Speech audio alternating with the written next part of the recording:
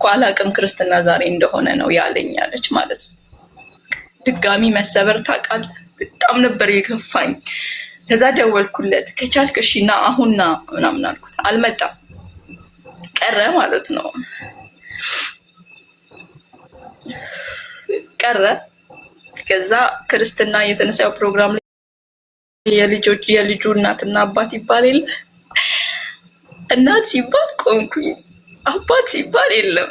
አባት እያለው አባት እንደሌለው ልጅ ማለት ነው። እና አጎቴ ነው አባት ነኝ ብሎ አጎቴ ቆመ ከጎኔ ማለት ነው። ከዛ ቀን ያለቀስኩትን እንባ በምንም ልመልሰው አልችልም። በጣም ነበር የከፋኝ። ብዙ ነገሮችን ቻሌንጅ አድርጌያለሁ። ሀዘኔ ላይ አላገኘሁት፣ ደስታዬ ላይ አላገኘሁት። በጣም ከፋኝ ማለት ነው። ምን ልበልን? ከዛ ማዘር ሁሉም በጣም ተናደዱብኝ። ሁሉም አኮረፉ። አዋረድሽን፣ ያው ቤተሰብ ክብሩን ይጠብቃልን፣ አዋረድሽን፣ ተዋርደሽ አዋረድሽን ምናምን ብለው በጣም እንትን አሉ። እዛ 7 ሰዓት ከእህቱ ባል ጋር ልብስ ምናምን ይዞ መጣ ማለት ነው። ለምን እንደዚህ ያደረግከው? ስራ ነበረብኝ እኮ ነግሬ ካልነበር እንዴት አልነገረችኝም ብለህ እንደዚህ ታደርጋለህ? ቢያንስ ማትመጣ እንኳን ቢሆን እኔ አይመቸኝም ይዛችሁ ሂዱ አትልም ወይ ምናምን አልኩት። ይቅርታ ምናምን አለ። እሺ ብዬ ተውኩት። ምንም አላልኩም በሰዓቱ ማለት ነው። እሺ ምናምን በቃ ነገሮችን በእሺ ነው የማልፈው። ለምን እንደዚህ ብዙ መከራከር ውስጥ መግባት አልወድም። ይቅርታ ከተባለ በቃ ነገሩን እኔ እተወዋለሁ እና እዛ ማዘር ጋር ቆየው። በጣም ነው የምንጨቃ አራስ ቤት ሆኜ በጣም በቃ ምን ልበል መግባባት አንችልም። እኔ ጋር ይመጣል፣ እኔ ወጣ ስል ሌላ ስልክ ነው የሚያወራው። እኔ ስመጣ ይዘጋዋል። ስልኩን ለሰከንድ እንድነካበት አይፈልግም። ለትንሽ ሰከንድ ስልኩን ጋር እንዲቆይ አይፈልግም ማለት ነው። ከዛ ያው 45 ቀን ነው ጨርሼ ወደ ቤት ሄድኩኝ። ካልመጣሽ ብሎ ቁንጣ ነው ነብኝ። ወደ ቤት ሲሄድ ቤቱ ቤት አይደለም አሌክስ፣ ምን ልበል በቃ በጣም ነበር የሚያስፈራው፣ በጣም ነበር የሚያስጠላው። ገና ወገቤ አልጠነከረም። ቤት ማስተካከል፣ ልብሶች ማጠብ በጣም ነበር የሚከብደው እና ያንን አሬንጅ አድርጌ በሰራተኛ ማስመጥቼ ነው ጨር ልጄ 2 ወር እስኪሆነው ሲኦል ሆነብኝ። ሲኦል ታውቃለህ አሌክስ? ሲኦል ቤቱ ሲኦል በቃ ምንም መግባባት አልቻልም። አሁንም እንደዛው ገባ ከምትለው ሴት አለች። ቆየሁ እኮ ከገባው ይላታል። ይሄ ሁሉ የሚሆነው አጠገቤ ቁጭ ብሎ ነው እና በቃ በዛ መሀል በጣም ብዙ ይቅርታዎች፣ ብዙ ነገሮች ተፈጠሩ። ከዛ እንደምንም ችዬ 6 ወር ሞላ። አንዴ ማዘርጋ ሲሄድ፣ አንዴ ወደ ቤት ስመጣ፣ አንዴ ማዘርጋ ሲሄድ፣ ከዛ ይቅርታ ሲለኝ ወደ ቤት ስመጣ የሆነ ልጄን ያለ አባት ለማሳደግ ብዙ ታገልኩኝ እና ልክ 6 ወር አካባቢ በቃኝ አልኩኝ ማለት ነው። በቃ ነገሩ በጣም ከአቅሜ በላይ ሲሆን በቃ እዚህ ጋር እናብቃ ይቅርብኝ ብዬ ነገሩን አብቅቼ ተለያየን ማለት ነው። እና እኔም ልጄን ማዘርጋ አስቀምጬ ስራ ጀመርኩኝ። ስራ ሲጀምር ልጄ የ2 ወር ልጅ ሆኖ እኔ ዌይተር ሆኜ ይሰራ ነበር። ልጄ የ2 ወር ሆኖ ጡት አስቆሜው በመሀል ፓስፖርት ማውጥቼ ይሰራ ነበረ። ጡት አስቆሜው መስተንግዶ ጀመርኩ። ምንም የሚያግዛኝ ነገር የለም። ኢቨን ኢፍ ልጄ ታሞብኝ ሐኪም ቤት ሆኜ እባክህ ብር ያስፈልገኛል ስለው የለኝም ስራ የሰራው አይደለም ስለሚለኝ በቃ በሆነ መንገድ ገንዘብ ማግኘት አለ። በዛ መሀል ደግሞ ልጄ የሆነ በየሳምንቱ ነበር የሚታመመው። በየሳምንቱ እኔ ሐኪም ቤት ነበርኩ። በየሳምንቱ አንዱ ጋር ስራ አገኘው ብዬ ገና ከመጀመሪያ ይታመምብኛል። እንደጀመርክ ደግሞ ፍቃድ ስጠይቅ ደስ አይላቸውም አሰሪዎች፣ ይደብራቸዋል እና ያባረራሉ ማለት ነው፣ ይሸኙኛል። ምንም ማድረግ ስለማልችል ቤተሰብ ያሳክምልኛል ምናምን። በጣም በመሀል ልጄ ታመመ ምናምን፣ እግዚአብሔር ይመስገን በጸበል ምናምን ልጄ ዳነልኝ። እዛ ነገሮችን ቤተሰብም ጫና ሲያደርግብኝ መፍታት አለብን ምናምን ብዬ ተውኩት። ተፋታን ማለት ነው። እኔም ተውኩኝ፣ እሱም ተወ። በጣም ብዙ ተመላለሰ፣ ሽማግሌ ላከ ምናምን እና ልቀበል አልቻልኩም። ውስጤ አክሴፕት ሊያደርግ አልቻለም። አሁን ልጄ እግዚአብሔር ይመስገን 4 ዓመት ሆኖታል እና አክሴፕት ላደርግ አልቻልኩም ሽማግሌዎችን። አሁን ስደት ላይ ነው ያለሁት። ከመጣሁ ዓመት ከምናምን ሆኖኛል። በሱ ምክንያት ያልቀየርኩት የስልክ ብዛት የለም። ያልቀየርኩት የስልክ ብዛት ማለት ነው። አሁንም በቃ የሆነ ውስጤን አውቆት ይሁን በነገሮች ይቅርታ ለማድረግ ዝግጁ እንደሆንኩኝ ስለሚያውቅ ይሁን አላውቅም። 90 ጊዜ ነው የሚደውለው፣ 90 ጊዜ ነው በቃ የሚጨቃጨቀው። ልጁን ያገኛል። እኔ ልጁን አልከለከልኩት። ሄዶ ቤተሰብ ጋር ወስዶት እሑድ እየሄደ ራሱ ጋር ይውላል። ከዛ ማታ ያመጣዋል ምናምን። ልጁን የመከልከል እንትን የለኝም እና ከዛ በቃ ምን ልበልህ በጣም ሲያስቸግረኝ ስልክ አሁን ላይ ስልክ ቀየርኩኝ። የሆነ ሰዓት አሁን የራሴን ጥፋት ማድረጌ ትክክል ነው ወይም የሚለውን ውስጥ ምን አሰበ፣ እሱ ያደረገብኝን እኔ ለምን ትንሽ አላደርግበት ማለትም ህመሙ ፔኑ እንዲገባው ያደረገ የነበረው ነገር ፔኑ እንዲገባው ትንሽ ላርገው ብዬ ላወራው ላስተካክል፣ ግን ውስጤ እምቢ አለኝ። ከዛ በቃ ይቅርብኝ፣ እውነቱን የነገርኩት እኔ መዋሸት አልችልም እና ያሰብኩት እንደዚህ ነበረ እና ውስጤ አልፈቀደልኝም። በቀልህ ሀሳብ ነበረኝ ግን አልችልም፣ በቃ ተወኝ በእናትህ፣ ከዚህ በኋላ አብረን መቀጠል አንችልም፣ ያንንም በቀሉንም ውስጤ ማድረግ አይችልም ብዬ ተውኩት ማለት ነው። አሁን ላይ ስልኬን አጥፍቼ ምናምን ነው አላገኘውም በምንም አይነት አጋጣሚ እና ከዚህ ህመሜ ደግሞ ይሄ ነገር ምን ልበል፣ ማታ ማታ ሰላም ነው የሚነሳኝ። ምን ሆኜ ብዙ አመታትን ያባከንኩት እና ከዚህ ስሜት እንዴት ነው መውጣት የምችለው? ይሄንን ህመም ማንም ሊረዳኝ አይችልም ታውቃለህ። ይሄንን ህመም አሁን ለሆነ ሰው እንደዚህ በጣም አቅልለው ነው የሚያዩት እና ከዚህ ህመም ልወጣ የምችልበትን መንገድ ብትነግረኝ። ሰውን አሁን ላይ በቃ ማንንም አምኜ መቅረብ ሰዎችን ማውራት አልችልም። ከዛ በኋላ ሌላ ህይወት ለመጀመር ሞክሬ ነበር፣ ግን በቃ ተመሳሳይ ነገር ሲሆንብኝ እንደዛኛው ጊዜዬን አላባክንም ብዬ ተውኩት። አሁን ላይ በቃ ሰዎችን መቅረብ ማውራት ከሰዎች ጋር መግባባት እፈልጋለሁ፣ ግን ውስጤ ሰው ማመን አይችልም በምንም ታምር። እያወራከኝ የምትነግረኝ ነገር ሁላ ውሸት ነው የሚመስለኝ። ብዙ ሰው በጎኔ አለ፣ ሲያወሩኝ እየዋሹኝ ነው የሚመስለኝ። በዙሪያ ያሉ ጓደኞቼ ሲያወሩኝ ውሸት ነው የሚመስለኝ። የሆነ ሰው ሲያወራኝ ውሸት ነው። በቃ እውነት አድርጌ መቀበል የሚያወሩኝን ነገር አልችልም። ሁሉም ሰው ይዋሻል ማለት አይደለም፣ ግን በቃ አሁን ላይ ሰውን ማመን አልችልም። በጣም ነው የከበደኝ ይህ ስሜት። በጣም ተጠራጣሪ ሰው ምን ልበል፣ በቃ በጣም ቁጥብ። በፊት ሳቂታ ተጫዋች ነበርኩ። ምን ልበል፣ በቃ በጣም መቅበጥ የሚያስደስተኝ አይነት ሰው ነበርኩ። ሳቄን፣ ደስታዬን፣ ምን ልበል ሁሉ ነገሬን ነበረ ሉዝ ያደረገው ነው። አሁን ላይ ያችን የምስራች ያችን እኔነቴን በጣም ነው የምፈልጋት እና በዛ ሁሉ ፈተና መሀሉኝ እግዚአብሔር ይመስገን አልፌያቸዋለሁ፣ ቆሜያለሁ። ግን ራሴን ማግኘት በጣም ፈልጋለሁ እና ራሴን ላገኝ የምችልበት መንገድ ብትነግረኝ ብዬ ነው አሁን የገባሁት። ጨርሻለሁ፣ ይቅርታ። አይዞሽ፣ ሚዩት አድርጊ። አይዞሽ፣ መጥፎ አይደለም። እሺ፣ ማልቀስሽ ጥሩ እንባ ነው የውስጥን ነገር አጥቦ የሚያወጣው። ሰው ሲያለቅስ ጥሩ ነው። ያው ለቅሶ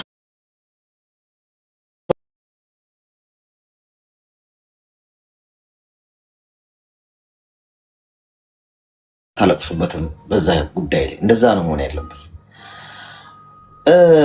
እኔ እንግዲህ ፍቅር ነው ማለት ይከብደኛል። አሁን አንቺ ጋር ያለው ነገር ፍቅር እኮ በጣም ራሱን ያከብራል። ገብቶሻል? ፍቅር አለ ክብር በቃ ምን ልበልሽ የማይሆን ነገር ነው። ክብር የሌለውበት ፍቅር፣ ክብር የሌለበት ትዳር በቃ ቦታችሁ አይደለም። የኔ እናት በጣም የሰው ልጅ ክቡር ነው። ሰው ተደብቆ ቺት ምናምን የሚያደርገው ነገር በቃ አይነቃብኝም ምናምን ብሎ ተሽሎክልኮ ምናምን የሚያደርገው ነገር ሊኖር ይችላል።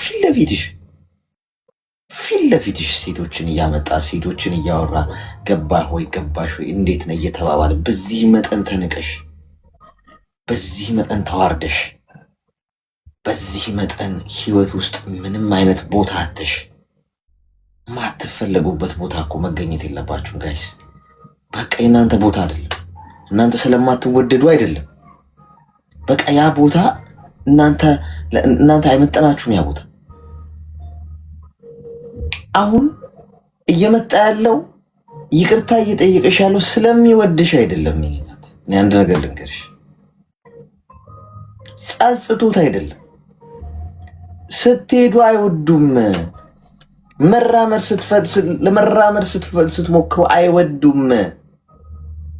አንቺ በደሳሳ ጎጆሽ ውስጥ እያለቀሽ ልጅሽን አቅፈሽ አረ ያለ እያልሽ ቢሆን አይደለም ስልክሽ ላይ ሊደውል። ስምሽን ረስቶታል። ገብቶሻል? ስምሽን መራመድ ስትፈልጉ ተነስታችሁ መቀጠል ስታስቡ ከፍ ስትሉ ክንፋችሁን አከማችሁ የተሰበረውን የተቆረጠውን ጠግናችሁ ለመብረር ልክ ስታኮበኩቡ ቀልባቸው ይነግራችኋል። ኤክሶቻችሁ በዚህ ምሳሌ ልስጣችሁ። ኤክስ እንግዲህ ብዙ ሰው ይኖረዋል። ሁሉም ሰው እንግዲህ መቼም እዚህ ዝም ብለን አልደረስንም አይደለሁላችሁ። ኤክሶቻችሁ የሚደውሉበት ጊዜ እኮ አለ አይደል? እዚህ ውስጥ ያላችሁ ሰዎች የሆነባችሁ ሰዎች ትረዱኛላችሁ። የሚፈልጓችሁ ጊዜ የት ነሽ የሚሉሽ ጊዜ መቼ ይመስላችኋል? ረስታችኋቸው ለመቀጠል ስትወስኑ ስታስቡ ገብቷችኋል? ከቻለ አሁን ምንድነው የሚያደርገው? ከቻለ በይቅርታ ምናምን ሰበብ ህይወትሽ ውስጥ ለመግባት ይሞክራል። ከቻለ ካልቻለ መዛት ይጀምራል፣ ማስፈራራት ይጀምራል፣ ስምሽን ማጥፋት ይጀምራል። ይሄ ነው ስክሪፕቱ። ልንገርሽ፣ ተመሳሳይ ነው። ኤክስ የሆኑት ሰዎች የሚያደርጉት ተመሳሳይ ነው። ኤክስ የሆኑት በምክንያት ነው አይደለም ጋይስ? ኤክሶች የሚያደርጉት ተግባር ተመሳሳይ ነው የሁሉ። መጀመሪያ በጸባይ ለማመጧቸዋል። ኧረ እባክሽ ተጸጽቻለሁ የኔ እናት እባክሽ ማሪኝ ምናምን ይልሻል። አይ ዘራፍ አንገቴ በካራ ይገባል እንጂ እምቢ ካላችሁ ማስፈራራት ይጀምራሉ። እንዲህ ካላረግሽ እገልሻለሁ፣ እንዲያረጋለሁ፣ እንዲያረግሻለሁ፣ በዚህ ፈልጥሻለሁ፣ በዚህ ቆርጥሻለሁ። ምንም አታመጣም፣ እስቲ የምታረገውን አርግ ብላችሁ ፍጥጥ ብላችሁ ስትጋፈጧቸው ስማችሁን ጥላሸት ይቀቡታል። ይሄ ነው ሂደቱ። ቆራጥ ነው መሆን ያለብሽ የኔ እናት። የከፈልሽውን ዋጋ መርሳት የለብሽም። በወደቃችሁበት ሰዓት የረገጧችሁን ሰዎች እንዳትረሷቸው። ይቅር ብትሏቸው እንኳን ያረጉትን እንዳትረሱት በጭራሽ። ያለቀስሽበትን፣ የተሰበርሽበትን፣ ዋጋ የከፈልሽበትን እዛ ቦታ ላይ እናት ሲባል አቤት ብለሽ ስትነሽ፣ አባት ሲባል የለም አይደል?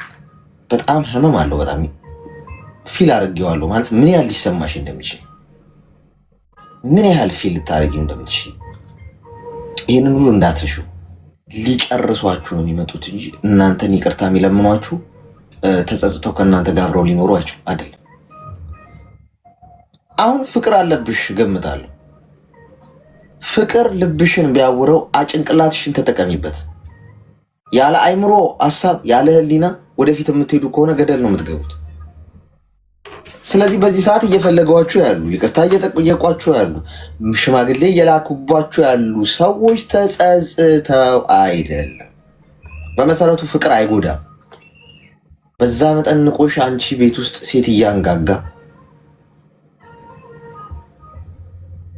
አሰብኩት ማለት እንደው እኔ እንኳን እዚህ ክፉ ሰው ብሆን የመጨረሻ ላረገው እችላለሁ ያሰብኩት እያወራሽ ማለት ነው። ማለት በዚህ መጠን ምንቀው ሰው ቢኖር እንደው ተደብቄ ምናምን ላረገው እችላለሁ ታየው አልታየው ምናምን በሚል እንጂ በዚህ መጠን ማንም የማያመጣም ደራሽ የላትም ከኔ ውጪ ሌላ ቦታ አትሄድም ምናምን በሚል አጠገቧ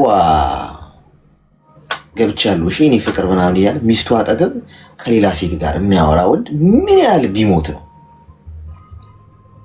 ከፈጣሪ በላይ እኮ ጉልበተኛ የለም ጋይስ። ከእግዚአብሔር በላይ ጉልበተኛ የለም። ምን የሰው ልጅ የፈለገ ጉልበተኛ ቢሆን፣ የፈለገ ጨካኝ ቢሆን፣ የፈለገ ሰው ህይወት ላይ ቢጫወት ቢሆን በትንሽ ጉንፋን እኮ ታሞ የሚማቀቅ ነው የሰው ልጅ ማለት። የለበሰው ስጋ በጣም ደካማ ነው። በታሪክ እዚህ ሰውዬ አጠገብ እንዳደርሽ በታሪክ እዚህ ምድር ላይ አንቺና እሱ እንኳን ብትቀሩ ባል ሊሆንሽ አይችልም። ይሄ ሰው ገብቶሽ ብቻ ልጅሽን አርቂ ከሱ። እንደዚህ አይነት አባት ተብሎ እንኳን በኩራት ሊቆም ይችላል ለአባትነት። ነገ ልጅ ነገ ሲያድግ የአባቱን ታሪክ ይሰማል። ገብቶሻል? እና እሱም ገና ይዳኘዋል ልጁ ደግሞ ሲያድግ ልጅ ብሎ መምጣቱ አይቀር። ስለዚህ የተደረገባችሁ ነገር አትርሱ። ወደ ኋላ ማርሽ አታስገቡ ጋይስ። የተሰበራችሁበት ቦታ አትድኑ። ፈንጆ የፈነዳበት ቦታ አትድኑ። እዛ መድኃኒታችሁ የለም። መልሳችሁ ነው የምትቆስሉት። ድጋሚ እድል አትስጧቸው። እንዲጎዷችሁ እድል አትስጧቸው። እንዲሰብሯችሁ እድል አትስጧቸው። ዋጋ እንዲያስከፍሏችሁ እድል አትስጧቸው። ማንም ተጸጽቶ አይመጣም ወደ ህይወታችሁ። ማንም። ምክንያቱም መጀመሪያውንም አይጎዷችሁም። ይሄ በስህተት የሚደረግ ነገር እኮ አይደለም። ሰው እኮ በስህተት የሚያደርገው ነገር ነው አይደለ? ለምሳሌ በቃ ይሄ ሰው ላይደግሞ ይችላል የምትሉት ይሄ እኮ ሆን ተብሎ ፐርፐዝሊ አንቺን ለመጉዳት ንቆሽ ሆን ብሎ ውጤቱን አውቆ ደጋግሞ ነው ያደረገው። ደጋግሞ ይሄ ይቅርታ። አሁን አንዳንድ ሰው መጥቶ ይቅርታ እየለበሰ ፊ ምናምን። እኔ ሰው ነኝ ጋይስ።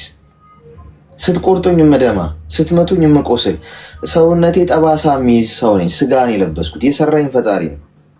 እንዲሁኝ ነው የተፈጠርኩት። እንደፈለግ ካርጋ አርደኸኝ ስታበጣ በይቅርታ አለፈኝ ልትለኝ አትችልም። ብፈልግም አልችልም። ምክንያቱም ስጋዬ ማህተብ ይይዛል፣ ጠባሳ ይይዛል።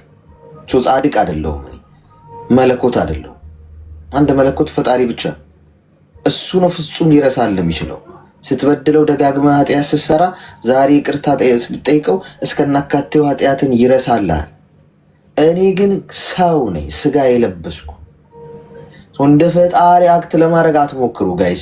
በይቅርታ አምናለው፣ ይቅርታ ብታረጉ ይቅር ትባላላችሁ ተብሏል። አዎ ይቅርታ የምታደርጊው ለሰላምሽ ነው፣ ለእንቅልፍሽ፣ ሰላምሽን ለማግኘት እሱን እየወቀስሽ እንዳትኖሪ ማለት ነው። እሱ እንዲያረገኝ እንዲበድለኝ እንዲፈጠረኝ ምናምን እንዳትይ፣ ሰላም ያለው እንቅልፍ እንድተኝ እንጂ ህይወትሽ ውስጥ እንድታስገቢው አይደለም። ሳይኖርን ይቅርታ አድርጊለት፣ ሳይጠይቅሽ ይቅርቲና በደል በቀልን ረስተሽ ግን ራስሽን ፕሮቴክት ታደርጊያለሽ፣ ለራስሽ ትቆሚያለሽ ማለት። ማንም ድጋሚ መልሶ እንዲጎዳሽ እንዲተኩስብሽ እድል አሰጪ። ለራሳችሁ ጋሻ ሆኑ፣ እምቢ በሉ። ድጋሚ እንዳይጎዷችሁ፣ ድጋሚ እንዳይሸጧችሁ። ስትሄድ የመታ እንቅፋት ስትመጣም ከመታ ድንጋይ ዋንተ ነው ይባላል። አንዴ ልትጎዳኝ ትችላለህ፣ አንዴ ግድ ነው። ምክንያቱም እንደምትጎዳኝ ላላስብ እችላለሁ፣ ሰው ነኝ። ሁለተኛ ግን ከጎዳኝ ቀሽሞ እኔ ነኝ። አንተ ልክ ነህ። ለሁለተኛ ጊዜ እድል ሰጥቼ ለሁለተኛ ጊዜ ከጎዳኝ በእውነት አንተ ምንም ጥፋት የለም፣ ቀሽሞ እኔ ነኝ። ስለዚህ የመጀመሪያው ጉዳት ይሶኪ፣ አታልቅሽበት፣ አትጎጂበት። ከዚህ በኋላ የትም ቦታ እንዳታለቅሽ፣ የትም ቦታ እንዳትከፊ፣ እንዴት እንደምትበቀየው እነግርሻለሁ። የትም ቦታ እንዳታለቅሽ፣ የትም ቦታ እንዳትጮሂ፣ ለማንም ስለሱ እንዳታወሪ፣ ለቤተሰብሽም ጭምር። የጎዷችሁ ሰዎች ለነሱ ሞት ማለት በእናንተ ጭንቅላት ውስጥ መረሳት ነው ጋይስ። ይሄ እኮ የበቀሎች ሁሉ በቀል ነው። እናንተ ጣፋጭ የሆነ በቀል መበቀል ትችላላችሁ። የዋሻችሁ የጎዷችሁን ሰዎች፣ የካዷችሁ የሸመጠጧችሁ ሰዎች በእናንተ ጭንቅላት ውስጥ መኖር አለመቻላቸው፣ መረሳታቸው፣ ያደረጉት ነገር ሁሉ ምንም እንዳልተደረገ ቆጥራችሁ ወደፊት መቀጠላችሁ የሞትም ሞት ነው ለነሱ ቢገባችሁ። ስለዚህ ምንድነው የምታደርጊው? ከጭንቅላትሽ ነቅለሽ ታወጪዋለሽ። ጭራሽ ስሙን ሁላ አታውቂው። ስለሱ ሲነሳ ወይኔ እንዲያርጉኝ እንዲበድሉኝ ስትይ ቢንጎ ጭንቅላትሽ ውስጥ ነው እስካሁን ቤት ኪራይ ሳይከፍል ምንም ነገር። ጥሩ ሰዎች ብቻ ነው ጭንቅላቴ ውስጥ የሚኖሩት ጋይስ። ስለበደሉኝ ሰዎች በታሪክ ላወራ አልችልም ለዘላለም። በህይወቴ ጎድተውኝ የሚያውቁ ሰዎች እንኳን ቢኖሩ እግዚአብሔር ምስክሬ ነው፣ በሰዎች ፊት ቆሜ እከሌ እንዲያርጎኛል፣ እከሊት እንዲያርጋኛለች አልልም በታሪክ። እንደዛ አልኩ ማለት ጭንቅላቴ ውስጥ አለ ማለት ነው ያ ሰው። ከሌለ ልል አልችልም። መንገድ ላይ ባገኘው፣ በሰው መሃል ባገኘው ምንም እንዳልተፈጠረ ሰላም እግዚአብሔር ይመስገን፣ ህይወት ጥሩ ነው። ያዳሉ ማለት ነው። እንዲህ ረስቶኛል፣ ረስተኛሽ፣ ምንም እንዳልተፈጠረ፣ ምንም አልገረመው፣ እንደዛ ገድየው፣ እንደዛ ገድያት፣ እንደዚህ አርጊያት። እናንተ ግን በሄዳችሁበት ታለቅሳላችሁ፣ ስታገኟቸው መንገድ ትቀይራላችሁ፣ ብሎክ ታረጓቸዋላችሁ፣ ስለነሱ ሲነገር ትንቀጠቀጣላችሁ። ሶስት አይምሯችሁ ውስጥ ናቸው፣ ኪራይ ሳይከፍሉ በድሏችሁም ጭንቅላታችሁ ውስጥ ኖረው። ይሄ እኮ በጣም ፌር አይደለም። እነሱ ናቸው፣ እኔ ነኝ እነሱ ጭንቅላት ውስጥ የምኖረው። ሊረሱኝ አይችሉም። የጎዱኝ ሰዎች ጭንቅላታቸው ውስጥ እስከ ህይወት ፍጻሜያቸው ውስጥ አስቀምጠውኝ ይኖራሉ ባዩኝ ቁጥር። እኔ ግን ላስታውሳቸው አልችልም። ስለዚህ አንቺ ከዛሬ ጀምሮ ምንድን ነው የምታደርጊው? ከአይምሮሽ ታወጫለሽ። ከአይምሮሽ ለማውጣት ምን ይደረጋል የሚለውን እናወራ። ቀላል ነገር አይደለም። ዝም ብለሽ ስልክሽ ላይ እንዳለ ሜሞሪ ካርድ ውስጥ ገብተሽ ዲሊት ፎርማት አድርገሽ የምታጠፊው ጉዳይ አይደለም። ጭንቅላት የያዘውን አይለቅ። አትታገይም። አሁን ይሄ እሱ ለመርሳት ከሱ ለማምለጥ ባላየውት ባልተፈጠረ ምናምን ገለሜት ጭንቅላትሽን ሪላክስ ታደርገሽ ትለቂዋለሽ። የፈለገውን ያስብ፣ ችግር የለውም። ህይወትሽን ወደፊት ታራምጂዋለሽ። ስራ ትሰሪያለሽ፣ ቢዝነስ ትሰሪያለሽ፣ እውቀትሽን ታሳድጊያለሽ፣ ከሰዎች ጋር ትግባቢያለሽ፣ አላማ ይኖርሻል። አልመሽ ምትመጪው ስኬት። ምን አይነት ሴት ነው መሆን የምትፈልጊው አንቺ? ምን አይነት የተሳካላት፣ በአስተሳሰቧ በጣም ብሪሊያንት የሆነች ለሰዎች አርአያ የምትሆን ስትናገር ሰዎች አፋቸውን ከፍተው የሚያዳምጧት ቆንጆ የሆነ ፊዚካሏን የምትጠብቅ ራሷን ቆንጆ አቋም ያላት ራሷን ጤናዋን የምትጠብቅ ገንዘብ የያዘች ነገ ምን ማድረግ እንደምትችል የምታውቅ በጣም ዋይዝ ከመናገሯ በፊት 10 ጊዜ የምታስብ በጣም አስተዋይ ስርዓት ያላት ሰዎች ገና ሲያዩት በፍቅሯ የሚወድቁላት አይነት ሴት ትሰሪያለሽ ማለት ነው። እንደገና አፍርሰሽ እቺ ለፍስፍሷ የምታለቅሰዋን ምናምን እሷን ሲጣርግሽ ግዲያ እቺ አስጠቂሽ ነች። ቤለችበት የምታለቅስ ምናምን እንዲተደረኩ ምናምን ለፍስፍሷ እሷን ሲጣርግሽ ትገይና ትክክለኛ ቋቋም ያላት ማትልፈሰፈስ ሰዎች ጎዱኝ ምን ችግር አለ ህይወት ይቀጥላል ብላ ወደፊት የምትሄድ ማለት ነው። እዛ ደረጃ ላይ ስትደርሺ ይሄን እየረሳ ይመጣል ጭንቅላትሽ። አዲሱ ነገር ላይ ያተኮረ ይመጣል። ኢምንት እየሆነ ይመጣል አይምሮሽ ውስጥ። እስቲል አልጠፋም ግን ድኗል። አያምሽም። የዛሬ 10 ዓመት ቁጭ ብለሽ ከሰዎች ጋር ስላሳለፍሽው ህይወት ስታወሪ የሳቅሽ የምታወሪው ታሪክ ነው የሚሆነው። ይሄ አሁን እያለቀሽ ያወራሽን ስላልዳነ ነው። ልክ መዳኑን የምታረጋግጩ መቼ መሰለሽ? የሆነ ጊዜ እድሜ ሰጥቶን ከዓመታትም በኋላ ስንገናኝና ስታወሪ እየሳቅሽ ነው የምታወሪው ይሄን ታሪክ። እንዲህ አይገርምም? እንደዚህ እኮ ብሎ ምናምን ያኔ ድነሻል ማለት ነው። ሶ አለ ግን አያምሽም። ልክ ውሃ ፈሶብሽ ገላሽ ላይ ቢያቃጥልሽ ጠባሳ ሆኖ ይቀራል አይደል? የዛሬ 50 ዓመት የዛሬ 20 ዓመት የዛሬ 30 ዓመት በህይወት ብትኖሪ ጠባሳው ይኖራል። ታወሪዋለሽ ለሰዎች አቃጥሎኝ ነው የዛሬ 10 ዓመት። አይገርምም? ይሄ ጠባሳው ግን አያምሽ። ትግላችሁ እናንተ ችግራችሁ የምትሰቃዩት ከአይምሯችሁ ለማጥፋት ነው የምትታገሉት፣ ለመሰረዝ። ልትሰርዙት አትችሉም ጋይስ። ጭንቅላት ነው የያዘው፣ አይምሮ ነው። እዛው ታድኑታላችሁ። ሰው ባሰባችሁት ቁጥር እየሳቃችሁ የምታወሩት ታሪክ ነው የሚሆነው። ድኗል ማለት ነው። ሰውየውን ብታገኙት ቁጭ ብለሽ ሻይ የምትጋብዡ ሰው ነው የሚሆነው ነገር። በቀል ማለት ይሄ ነው። አየሽ በጣም ተለውጠሽ ደህና ልጃችንን እንዴት ነው ታየዋለህ ምናምን ችግር ነው የምከፍለው ጠጣ ሻይ ምናምን ብለሽው ምናምን ይመች ብለሽው የምትሄጂ አይነት ሴት አጥንት ውስጥ ገብተሽ የምትመዘምዡ ነው የምትሆኙ። አየሽ በቀል ማለት ለዚህ ወገብሽን ታጥቀሽ መነሳት ነው ያለብሽ ማለት ነው። ተግባባን?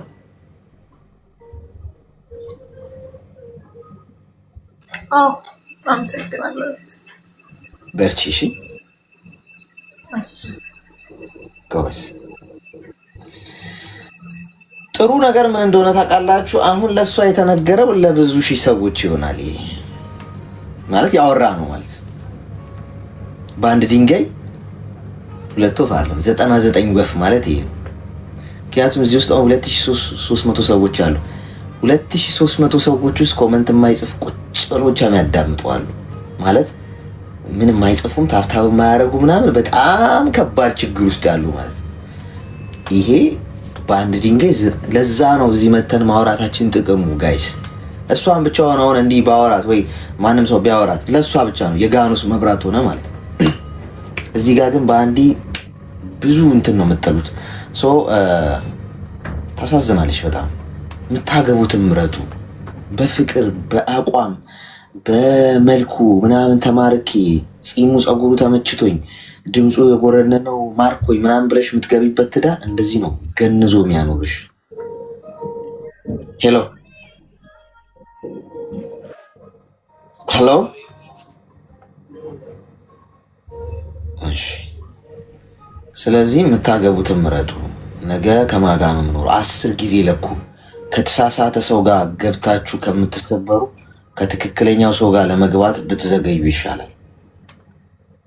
ለምን በ50 ዓመትሽ አታገቢም? ፈጣሪ ከፈቀደው ማን ግድ ይሰጠዋል? ሄሎ እንኳን ደህና መጣሽ። እንኳን ደህና ቆይተኛ አሌክስ። ሰላም ነው እግዚአብሔር ይመስገን። ምን እንታዘዝ? አሌክሶ ትንሽ ምክርን ፈልጌ ነበረ።